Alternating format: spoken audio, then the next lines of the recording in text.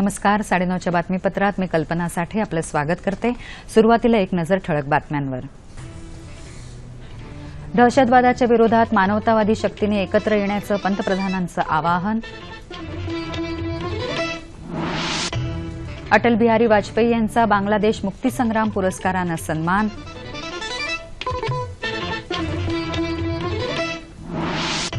बिहार विधानसभा निवडणुकीत राजद आणि संयुक्त जनता दलाची युती.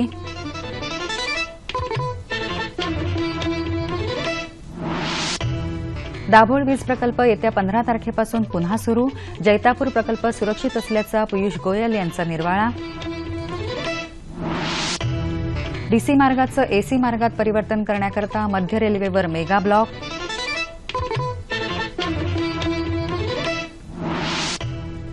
दहावीत अनुत्तीर्ण होणाऱ्या विद्यार्थ्यांना पुन्हा लगेच परीक्षा देण्याची संधी राज्य सरकार मिळवून देणार. आणि फ्रेंच खुल्या टेनिस स्पर्धेत जोकोविच आणि वावरिका यांच्यात अंतिम लढत.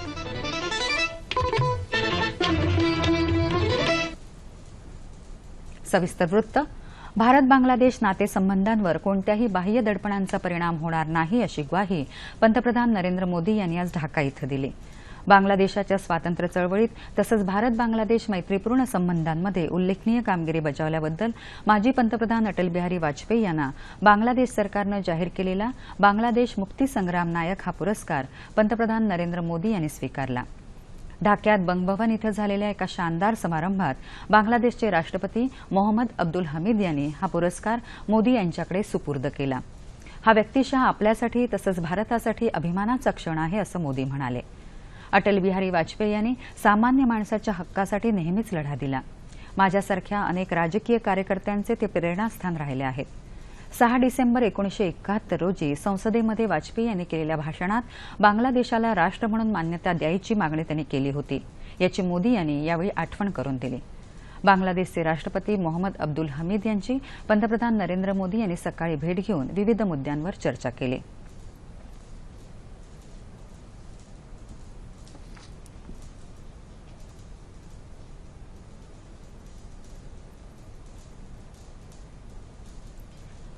बांगलादेशातल्या विविध पक्षनेत्यांच्या तसंच उद्योगपतींच्याही मोदी यांनी भेटी घेतल्या. आज सकाळी मोदी यांनी ढाकेश्वरी राष्ट्रीय मंदिरात जाऊन पूजा अर्चा केली. चॅन्सेलरी संकुलाचं उद्घाटन केलं. तसंच रामकृष्ण मिशनलाही आज भेट दिली.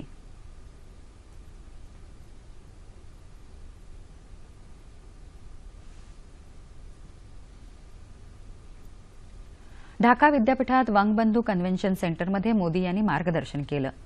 भूमी सीमा करारामुळे उभय देशातल्या नागरिकांची मनं सांधली गेली आहेत असं ते म्हणाले. बांग्लादेश और भारत के बीच, न सिर्फ बांग्लादेश और भारत के बीच, 7 देशों में भी हमें टूरिज्म को बढ़ावा देना चाहिए. टूरिज्म को हमने बढ़ावा देना चाहिए.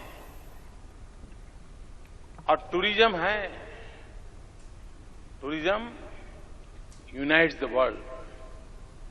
Terrorism divides the world. दरम्यान बांगलादेशचा यशस्वी दौरा आटपून पंतप्रधान नरेंद्र मोदी मायदेशी यायला निघाले आहेत.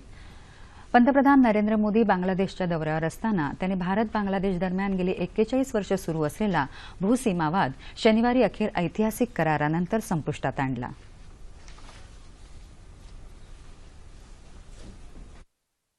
गेल्या वर्षभरात पंतप्रधान नरेंद्र मोदी यांनी देशाच्या विकास धोरणासाठी अनेक आंतरराष्ट्रीय दौरे केले असून देशाच्या विकासासाठी अनेक करारही केले आहेत. सध्या पंतप्रधान बांगलादेशच्या दौऱ्यावर असून त्यांचा हा दौरा दोन्ही देशांसाठी महत्वाचा ठरतोय. देशाच्या विकासासह शेजारी देशांनाही या विकासाच्या प्रवाहात आणण्यासाठी भारत पावलं उचलत आहे. पंतप्रधानांचा हा दौरा दोन्ही देशांचे संबंध अधिक दृढ करण्यासाठी महत्वपूर्ण ठरलाच आहे, पण बांगलादेशसाठी हा दौरा अधिक महत्वाचा आहे. पंतप्रधान नरेंद्र मोदी आणि पश्चिम बंगालच्या मुख्यमंत्री ममता बॅनर्जी यांच्या उपस्थितीत कोलकाता ढाका आगरतळा आणि ढाका शिलाँग गुवाहाटी या दरम्यान सुरू करण्यात आलेल्या बस सेवेमुळे दोन्ही देशातल्या दळणवळणाला चालना मिळेल. तसंच या बस सेवेमुळे उभय देशातल्या जनतेमधला संपर्क वाढण्यास मदत होईल. भूसीमा कराराच्या कागदपत्रांचं आदान प्रदान करून गेले वर्षानुवर्ष निर्माण झालेल्या हद्दीच्या प्रश्नावर तोडगा निघाला आहे. या करारामुळे इथल्या नागरिकांना हक्काचं ठिकाण मिळणार आहे. या करारासह उभय देशांमध्ये झालेल्या 19 करारांमुळे आर्थिक, सांस्कृतिक आणि इतर क्षेत्रातही हे करार महत्वाची भूमिका बजावणार आहेत. भारत बांगलादेश या दौऱ्यामध्ये उद्योग, ऊर्जा अशा प्रकारच्या अनेक प्रश्नांवर मार्ग निघणार आहे. पंतप्रधान नरेंद्र मोदी यांनी अनेक देशांचे दौरे केले. या दौऱ्यांमध्ये त्यांनी घेतलेल्या महत्वाच्या निर्णयामुळे आंतरराष्ट्रीय स्तरावरील देशही भारताकडे सकारात्मक दृष्टीने पाहतील यात शंका नाही. पंतप्रधान नरेंद्र मोदी बांगलादेशच्या दौऱ्यावर होते. ते नुकतेच मायदेशात परतत आहेत. या दौऱ्यात भारत आणि बांगलादेश यांच्यात भूमी सीमा करारासह इतर 19 करारही उभय देशांमध्ये झाले. याविषयी चर्चा करण्यासाठी आंतरराष्ट्रीय घडामोडीचे विश्लेषक मौलिक मावानी आज आपल्या स्टुडिओत आले आहेत. नमस्कार मौलिकजी. 9:30च्या बातमीपत्रात आपलं मनपूर्वक स्वागत. पंतप्रधानांचा जो बांगलादेशचा दौरा होता त्याच्यात नेमके कोणते महत्वपूर्ण असे करार झाले? एकूण 21 करार झालेत. त्याला आपण बघूयात. एकंदरीत सॉव्हरेंटी आणि सिक्युरिटी म्हणजे प्रभुता आणि सुरक्षितता ह्याच्याशी निगडीत काही आहेत. त्याच्यात लँड बाउंड्री अग्रीमेंट तर आहेच, शिवाय त्याच्या मानव तस्करी आणि फेक इंडियन करन्सी नोट्स ज्याच्यामुळे ड्रग ट्रेड आणि टेररिझमला खूपच पाठपुरावा मिळतोय, त्या दिशेत खूप काम केलेलं आहे. आणि दुसऱ्या दिशेत आपण म्हणूया की व्यापार आणि परिवहन ह्याच्यात खूप काही झालेलं आहे. खास करून LICला एक बांगलादेशमध्ये ऑपरेशन सुरुवात करायला एक करार मिळाला आहे. ट्रान्सपोर्टमध्ये आपण जर कोस्टल शिपिंग म्हणू तर कोस्टल शिपिंगच्या दिशेत एक करार पक्का झाला आहे. 2 बस सेवा ह्या सुरू होतील असं सांगितलं आहे. एक म्हणजे कोलकाता, ढाका आणि अगरतला, त्रिपुरा म्हणजे ते अगरतला आहे ते, आणि दुसरं म्हणजे ढाका, शिलाँग आणि गुवाहाटी. ह्यामुळे उत्तरी पूर्वी भागाला जे विकास करायला आणि जे एक्सपोजरसाठी जे ऑपॉर्च्युनिटीज मिळणार आहेत त्याच्यात खूप वाटचाली झाल्या आहेत. चौथं म्हणजे शिक्षण आणि संशोधन ह्या क्षेत्रात इन्स्टिट्यूशनल पातळीवर म्हणजे संस्थांच्या पातळीवर खूप काही कोऑपरेशन होणार आहे. ओशियानोग्राफी म्हणजे समुद्री संपत्ती जी आहे त्याच्यात रिसर्च करणं आणि एकत्र सहयोग करून जे काही विकास आणता येईल आणि जे काही आपल्याला विज्ञानाच्या दिशेत जे काही मिळवता येईल त्याच्यावर खूप काही झालेलं आहे. आणि शेवटी उत्तरी पूर्वी विभागाचा इंटरनेट आणून देणं, एका प्रकारे ग्लोबल कनेक्टिव्हिटी आणणं, ह्यासाठी अखोडा अगरतला जे स्टेशन आहे, जे बॉर्डर ट्रान्झिट आहे, तिकडे एक इंटरनेट सुविधा आणून देणं, ह्या दिशेत अनेक असे 20 म्हणून करार झालेले आहेत. आणि त्यांना एक कॉम्प्रिहेन्सिव्ह हे असं मिळालेलं आहे की भारत आज जो सुपर पॉवर व्हायच्या अगोदर जे रिजनल पॉवर स्टेटस व्हायची गरज आहे तर ते सहयोग दृष्ट्या तुम्हाला मिळेल ह्या दिशेत खूप वाटचाली झाल्या. म्हणजे हा दौरा दोन्ही देशांसाठी विकासाच्या दृष्टीने कितपत महत्वाचा ठरणार आहे? राजकीय दृष्ट्या, आर्थिक दृष्ट्या आणि विकासाच्या दृष्टीने खूपच महत्वाचे आहेत. हे एक नवी सुरुवात आहे असं म्हटलं गेलं आहे आणि ते खऱ्या अर्थाने आहे.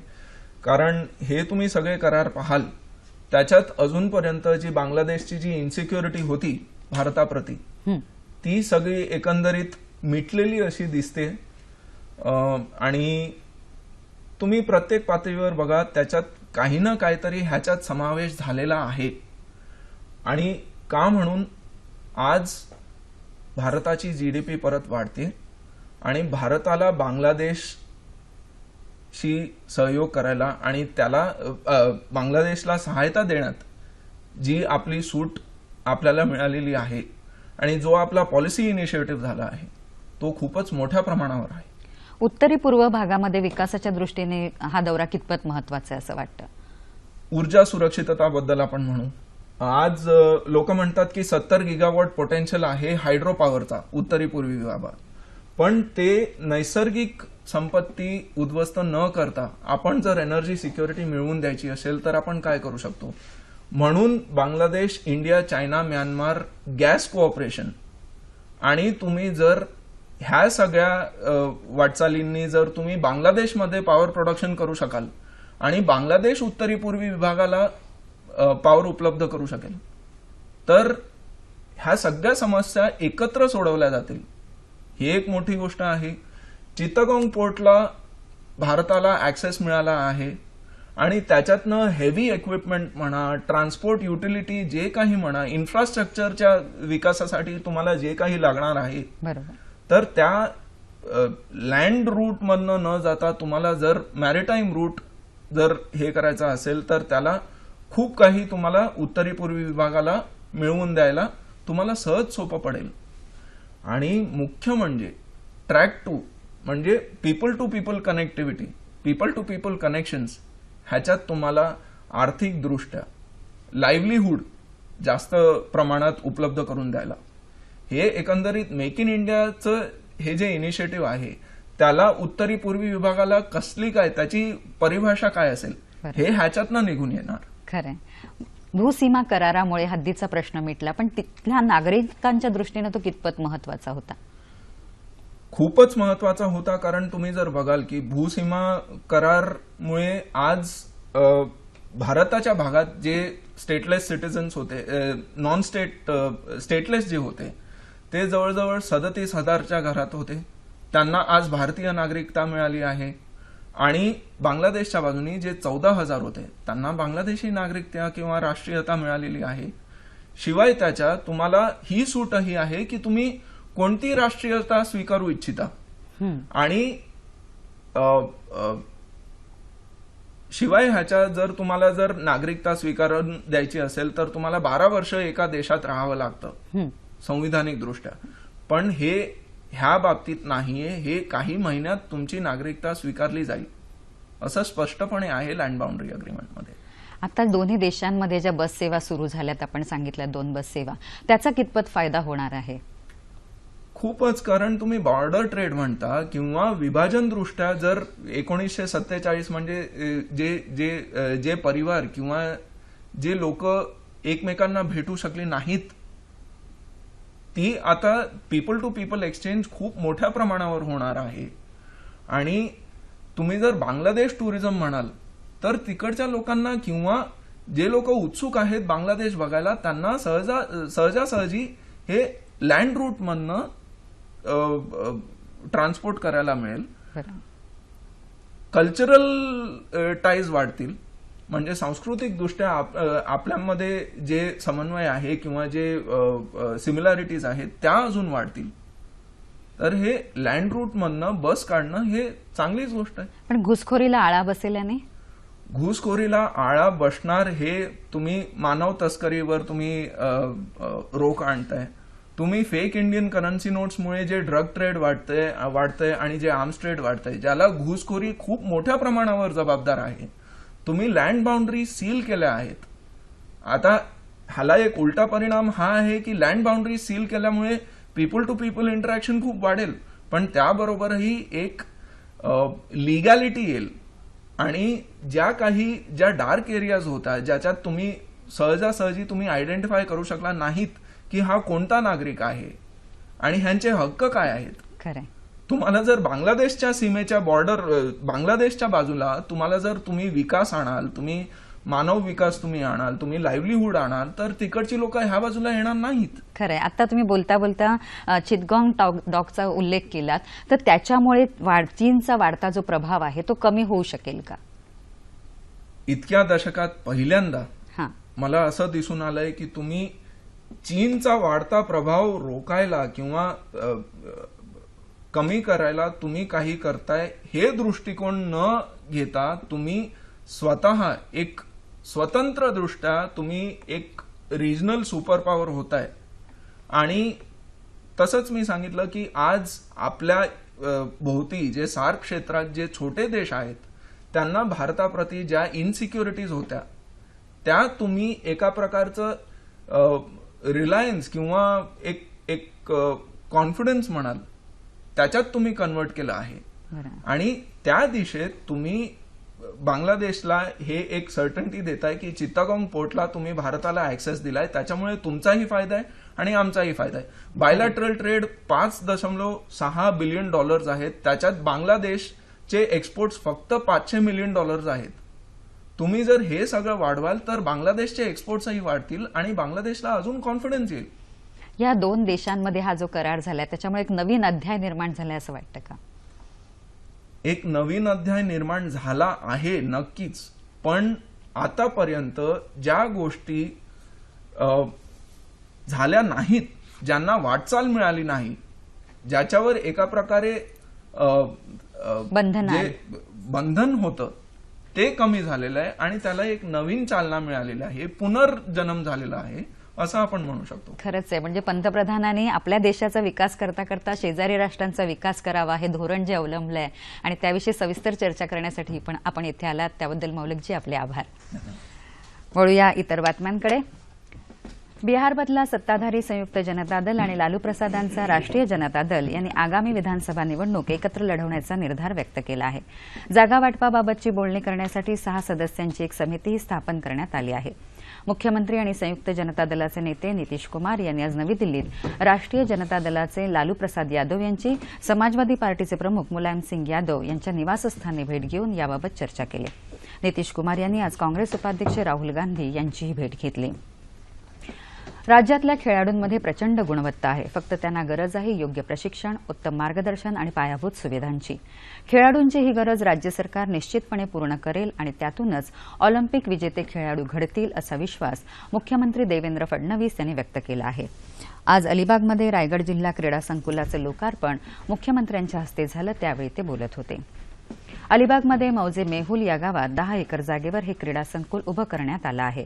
या क्रीडा संकुलाचं लोकार्पण हा जिल्ह्याच्या क्रीडा वाटचालीमधला महत्वाचा टप्पा असल्याचं सांगून मुख्यमंत्री म्हणाले की खेळांमुळे केवळ शरीर आणि मनच निरोगी होत नाही तर समाजव्यवस्थाही सुदृढ होते. खेळांमध्ये व्यसनमुक्ती घडवून आणण्याची तसंच राष्ट्रवादी पिढी तयार करण्याची ताकद आहे असंही त्यांनी सांगितलं. नगरांचा विकास साधत असताना पर्यावरणाचा ऱ्हास होणार नाही याची काळजी घेणं गरजेचं असल्याचं मत ज्येष्ठ अभ्यासक माधवराव चितळे यांनी व्यक्त केलं. स्मार्ट सिटी नागरी सेवांची प्रभावी अंमलबजावणी या विषयावर विज्ञान भारतीतर्फे मुंबईत आयोजित 2 दिवसांच्या राष्ट्रीय परिसंवादाची आज सांगता झाली, त्यावेळी ते बोलत होते. स्मार्ट सिटी साकारताना कोणकोणत्या घटकांकडे विशेषत्वानं लक्ष देणं गरजेचं आहे याविषयी विविध क्षेत्रातल्या तज्ज्ञ मंडळींच्या उपस्थितीत विचारमंथन होणं हा या परिसंवादामागचा मुख्य उद्देश होता. जिल्हा परिषद आणि नगरपालिका एकमेकांवर अवलंबून असण्याविषयी विचार करण्याची व्यवस्था आपण सक्षमपणे उभारू शकलो नसल्याची खंत चितळे यांनी यावेळी व्यक्त केली. स्मार्ट सिटी संदर्भात यावेळी नीती आयोगाचे सदस्य डॉ. V.K. सारस्वत यांच्यासह विविध मान्यवरांनी उपस्थितांना मार्गदर्शन केलं. रत्नागिरी जिल्ह्यातल्या दाभोळ वीज प्रकल्पासाठी आवश्यक असलेला वायू पुरेशा प्रमाणात उपलब्ध करून देण्याची हमी केंद्र सरकारनं दिली असून येत्या 15 तारखेपासून हा प्रकल्प पुन्हा सुरू करण्यात येत असल्याची माहिती केंद्रीय ऊर्जा मंत्री पियुष गोयल यांनी दिली आहे. आज रत्नागिरीत एका पत्रकार परिषदेत ते बोलत होते. या प्रकल्पापासून निर्माण होणारी वीज रेल्वे आणि इतर ग्राहकांना देण्यासंदर्भात सध्या चर्चा सुरू असून लवकरच या संदर्भातले करार केले जातील असं ते म्हणाले. देशामध्ये 1,75,000 मेगावॅट ऊर्जा नव्यानं निर्माण करण्याचं उद्दिष्ट केंद्र सरकारनं ठेवलं असून जगात सर्वात जास्त वीज निर्मिती करणारा देश असा आपला लौकिक निर्माण होईल असं त्यांनी सांगितलं. अणुऊर्जा ही स्वच्छ ऊर्जा मानली जाते. जैतापूर अणुऊर्जा प्रकल्प पूर्णपणे सुरक्षित असून तो होणारच अशी ग्वाही ऊर्जामंत्र्यांनी यावेळी दिली. मुंबई उपनगरीय मध्य रेल्वेवर छत्रपती शिवाजी टर्मिनस आणि ठाणे या स्थानकादरम्यान आज मध्यरात्रीपासून उद्या पहाटे 6 वाजेपर्यंत विशेष मेगा ब्लॉक घेतला जाणार आहे. डीसी मार्गाचं एसी मार्गात रूपांतर करण्याची क्रिया या वेळेत केली जाणार असून त्यामुळे उपनगरी सेवा बंद ठेवण्यात आल्याचं रेल्वे सूत्रांनी सांगितलं. या कारणास्तव मुंबई सीएसटीवरून आज शेवटची लोकल रात्री 11:18 कर्जत करता सुटेल. त्यानंतर उद्या पहाटे पहिली लोकल सकाळी 6:22 ठाण्याकरता सुटेल. येत्या 28 जूनपासून दूरदर्शनवर संस्कृत बातम्यांचा साप्ताहिक कार्यक्रम सुरू होत आहे. दर रविवारी दुपारी 12 ते 12:30 या वेळेत डीडी न्यूज वाहिनीवरून हा कार्यक्रम प्रसारित होणार आहे. 16वी जागतिक संस्कृत परिषद येत्या 28 जून ते 2 जुलै दरम्यान बँकॉक इथं आयोजित केली आहे. या परिषदेचं औचित्य साधून साप्ताहिक बातमीपत्राचा आरंभ केला जाणार असल्याची माहिती प्रसार भारतीचे अध्यक्ष ए सूर्यप्रकाश यांनी ट्विटरवरून दिली आहे. सध्या डीडी न्यूज वाहिनीवरून दररोज सकाळी 6:55 वार्ताहा हे बातमीपत्र संस्कृत भाषेतून प्रसारित केलं जातं. मुंबईत पवई इथल्या लेक होम इमारतीला काल संध्याकाळी लागलेल्या भीषण आगीत 7 जण मृत्युमुखी पडले. लिफ्टमध्ये अडकल्यानं धुरामुळे गुदमरून या सर्वांचा मृत्यू झाला. या भीषण आगीत 18 जण जखमी झाले असून त्यांच्यावर पवई इथल्या हिरानंदानी रुग्णालयात उपचार सुरू आहेत. एका सदनिकेतील वातानुकूलित यंत्रामुळे ही आग लागल्याचं पोलीस उपायुक्त प्रदीप सोनावणे यांनी सांगितलं. मॅगी नूडल्सवर बंदी घालणारं गोवा हे देशातलं 11वं राज्य ठरलं आहे. गोव्यामध्ये मॅगीच्या नमुन्यांची तपासणी केली नसली तरी इतर राज्यांमध्ये झालेल्या तपासण्यांचा आधार घेऊन गोव्यामध्ये मॅगीची विक्री करायला बंदी घालण्यात आली आहे, असं गोव्याचे मुख्यमंत्री लक्ष्मीकांत पार्सेकर यांनी पणजीत सांगितलं. मॅगी नूडल्सच्या जाहिरातीत काम करणाऱ्या कलाकारांवर कारवाई केली जावी अशी मागणी अखिल भारतीय व्यापारी महासंघानं केंद्रीय आरोग्य मंत्री जे.पी. नड्डा आणि केंद्रीय ग्राहक व्यवहार मंत्री रामविलास पासवान यांना पाठवलेल्या पत्रात केली आहे. दरम्यान अन्न सुरक्षा आणि मानक प्राधिकरणानं ब्रँडेड नूडल्स, पास्ता आणि मॅकरोनी उत्पादनांची चाचणी करण्याचा निर्णय घेतला आहे. माध्यमिक शालांत परीक्षेत अनुत्तीर्ण होणाऱ्या विद्यार्थ्यांना पुन्हा संधी देण्याचा राज्य सरकारचा विचार असून त्याकरता मे किंवा जून महिन्यापर्यंत त्यांना पुन्हा परीक्षा देता येईल का याबाबत शिक्षण विभाग विचार करत आहे, असं राज्याचे शालेय शिक्षण मंत्री विनोद तावडे यांनी म्हटलं आहे. याबाबतचा निर्णय येत्या 2 वर्षात अंमलात आणला जाईल असं ते म्हणाले. प्रख्यात संगीतकार यशवंत देव यांच्या चरित्र ग्रंथाचं प्रकाशन आज ठाण्यात त्यांच्या हस्ते झालं तेव्हा ते बोलत होते. अशोक चिटणीस यांनी हा ग्रंथ लिहिला आहे. मराठी भाषेला राजभाषेचा दर्जा मिळावा याकरता राज्य विधानसभेच्या आगामी अधिवेशनात विधेयक मांडण्याचा विचारही राज्य सरकार करत असल्याचं त्यांनी सांगितलं. यंदाचा देवश्री नारद ज्येष्ठ पत्रकार पुरस्कार डॉ. उदय निरगुडकर यांना, युवा नवोदित पत्रकार पुरस्कार इंदुमती गणेश यांना आणि व्यंगचित्रकार पुरस्कार वैजनाथ दुलंगे यांना आज पुण्यात प्रदान करण्यात आला. अल्पसंख्याक राज्यमंत्री मुख्तार अब्बास नक्वी यांच्या हस्ते हे पुरस्कार देण्यात आले. विश्वसंवाद केंद्र आणि डेक्कन एज्युकेशन सोसायटी यांच्या वतीनं पत्रकारितेत विशेष कामगिरी करणाऱ्या व्यक्तींना हा पुरस्कार देण्यात येतो. 7,000 रुपये, स्मृतिचिन्ह, शाल, श्रीफळ आणि झाडाचं रोप असं या पुरस्काराचं स्वरूप आहे. महाराष्ट्र कामगार सभेचा आज 21वा वर्धापन दिन. त्यानिमित्तानं पुण्यातले उद्योगपती डी.एस. कुलकर्णी यांना आज अन्नदाता पुरस्कार प्रदान करण्यात आला. या संस्थेच्या वर्धापन दिनानिमित्त रक्तदान शिबिर, रुग्णवाहिका लोकार्पण आदी उपक्रम राबवण्यात आले. तसंच यावेळी अनेक मान्यवरांचा सत्कारही करण्यात आला.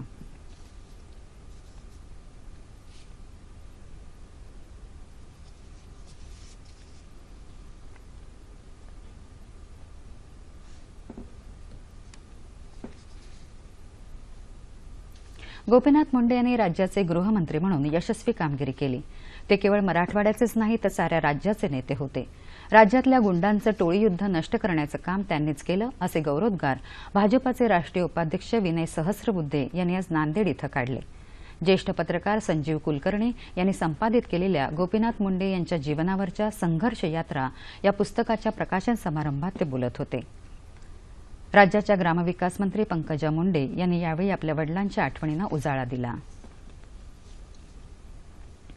राष्ट्रवादी काँग्रेसचे राष्ट्रीय सरचिटणीस आणि ज्येष्ठ नेते गोविंदराव आदिक यांचं काल रात्री मुंबईतल्या बॉम्बे हॉस्पिटलमध्ये निधन झालं. ते 76 वर्षांचे होते. आज श्रीरामपूर इथं त्यांच्या पार्थिव देहावर शासकीय इतमामात अंत्यसंस्कार करण्यात आले. आदिक गेले काही दिवस फुफ्फुसाच्या विकारानं आजारी होते. आपल्या प्रदीर्घ राजकीय कारकिर्दीत आदिक यांनी राज्य मंत्रिमंडळात कृषी मंत्रीपद भूषवलं होतं. तसंच ते 2दा आमदार म्हणून निवडून आले होते. गोविंदराव आदिक यांच्या निधनानं आपण एक ज्येष्ठ नेता गमावला असून कृषी आणि सहकार क्षेत्रातील त्यांचं कार्य सदैव स्मरणात राहील, अशा शब्दात मुख्यमंत्री देवेंद्र फडणवीस यांनी ट्विटरवरून आदिक यांना आदरांजली वाहिली आहे.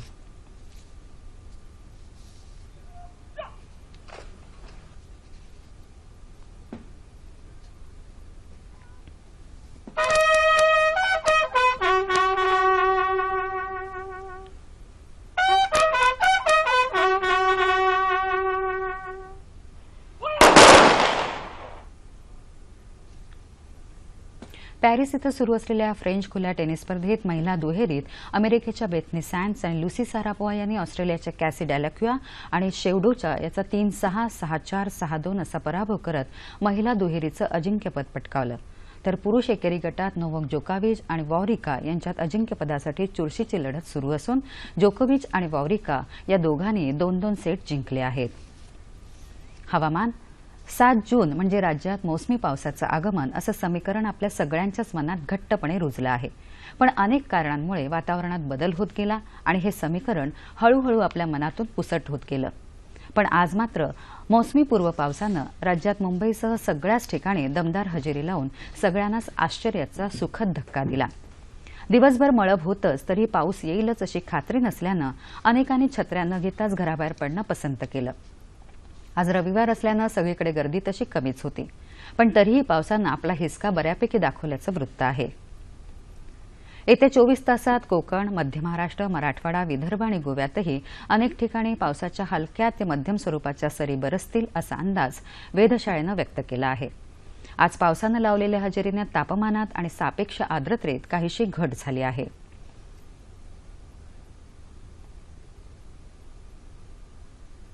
इथे खूप दिवसांनी पाऊस पडल्याबद्दल इथे वातावरण फार थंड झालेलं आहे आणि हेच खूप आम्हाला चांगलं वाटत आहे. दरम्यान लातूरमध्ये वीज पडल्यामुळे तिघांना जीव गमवावा लागला आहे. राज्यात काही ठिकाणी जोरदार वाऱ्यामुळे वृक्ष उन्मळून पडले आणि बऱ्याच ठिकाणी वीजही गायब झाल्याचं वृत्त आहे.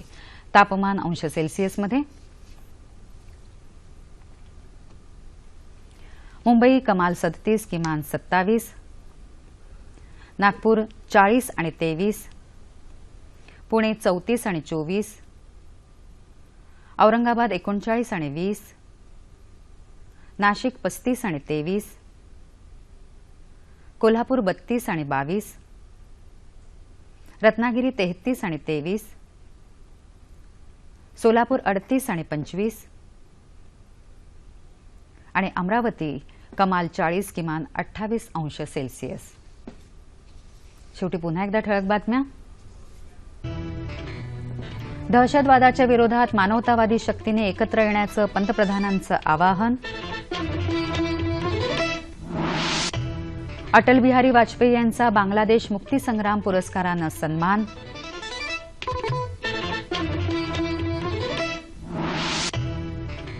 बिहार विधानसभा निवडणुकीत राजद आणि संयुक्त जनता दलाची युती.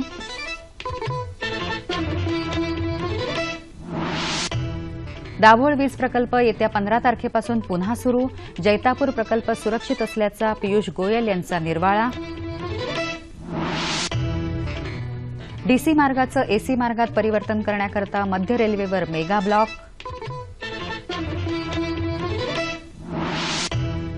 दहावीत अनुत्तीर्ण होणाऱ्या विद्यार्थ्यांना पुन्हा लगेच परीक्षा देण्याची संधी राज्य सरकार मिळवून देणार.